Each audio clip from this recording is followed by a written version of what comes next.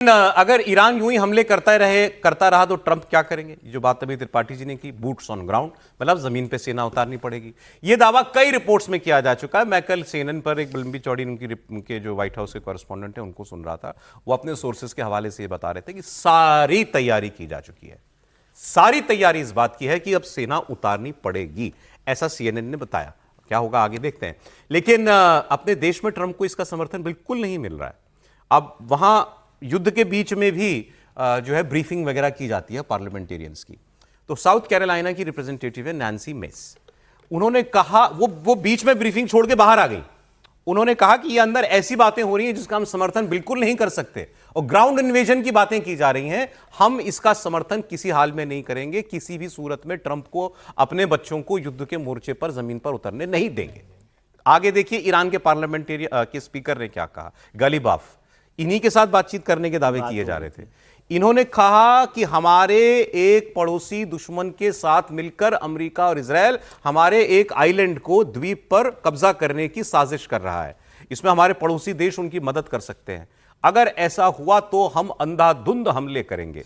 ये खार्क द्वीप की बात कर रहे हैं और खबरें भी कुछ ऐसी ही आ रही हैं कि अमेरिका और इजराइल जो है वो खर्ग आइलैंड पर, जहां से 90% एक्सपोर्ट करता है तेल ईरान अपना, उस पर वो कब्जा करना चाहते हैं। लेकिन जो जंगे लड़े हुए अमेरिका के फौजी हैं पुराने, वो क्या बताते हैं? बिल्कुल वही बात पाटिल जी कह रहे थे, कोई जरिया नहीं, आप उतारोगे कहां?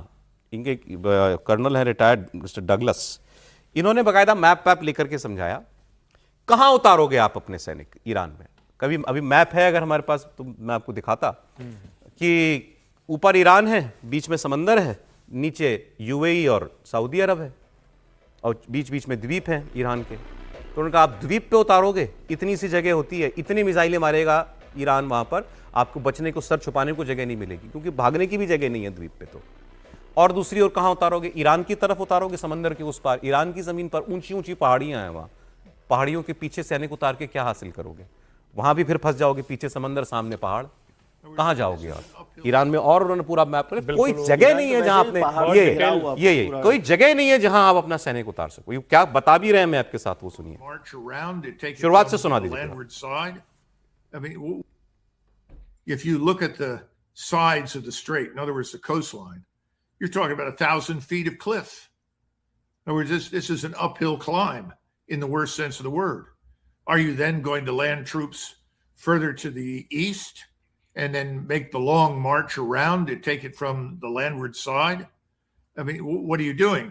If you're going to put them on an island, once they're sitting on the island, what kind of control or influence are they going to assert? And the answer is none, because the place will be pulverized. It'll be covered by rockets and missiles. Anything on it will be exterminated. Sameer ji 10 second दीजिएगा, यही कह रहे थे आप? नहीं, निश्चित तौर पर यही मैं कह रहा था। और इसमें वो वाले हिस्से की बात थोड़ी कम हुई है जो पाकिस्तान से सटी हुई सीमा है, उसको भी उन रिपोर्ट्स में, और कई रिपोर्ट्स है कि वो एक इलाका है जहां जो पहाड़ी वाला मिसाइल मारने वाला है उसका नुकसान नहीं हो, यानी वहां से वो जा सकते हैं। लेकिन उसके लिए क्या करना, फायदा क्या? वहां जाने से कोई फायदा नहीं है। उस तरफ से आप एंट्री कर जाएंगे ना, आपको तो क्या है? नहीं, सर, मकसद तो ये स्ट्रेट ऑफ हॉर्मुज खुलवाना है ना। हॉर्मुज है या खाद पर करेंगे, उस रिपोर्ट में जो मैंने पढ़ा, ईरान पर दबाव बनाए, क्योंकि आप ये भी समझिए ना, सदर्न लेबनान में इजराइल घुस चुका है, उससे स्ट्रेट ऑफ हॉर्मुज थोड़ी ना खोलने वाला है। ये अलग अलग तरीके से ईरान को प्रेशराइज करने और बाड़े बंदे करने की कोशिश। क्या समीर जी अब ये जमीन की लड़ाई भी देखने को मिलेगी? अगर अमेरिका जमीन की लड़ाई में उतरता है तो अमेरिका को वैसे ही भागना पड़ेगा जैसे अफगानिस्तान से अमेरिका भागा था। 20 लाख सैनिक है ईरान के, और उसमें से 5 लाख सैनिक गोरिल्ला युद्ध के लिए ट्रेन करके रखे हुए, जो अभी तक इस लड़ाई के अंदर उतरे नहीं है। अगर अमेरिका के सैनिक वहां उतरते तो वो न वहां के भौगोलिक स्थिति से वाफिक है, और जिस तरीके से इजरायली सैनिक वहां पर ट्रेन किए गए हैं लड़ने के लिए, IRGC ने वहां पर अगर सैनिक उतारते हैं तो क्या अमेरिका सैनिक वहां लंबे समय तक लड़ पाएंगे? आप कितने दिन अपने सैनिकों को उनके बीच में रखोगे? रोज खबर आएगी कि आज 2 से 4 अमेरिकी सैनिक मारे जा रहे हैं।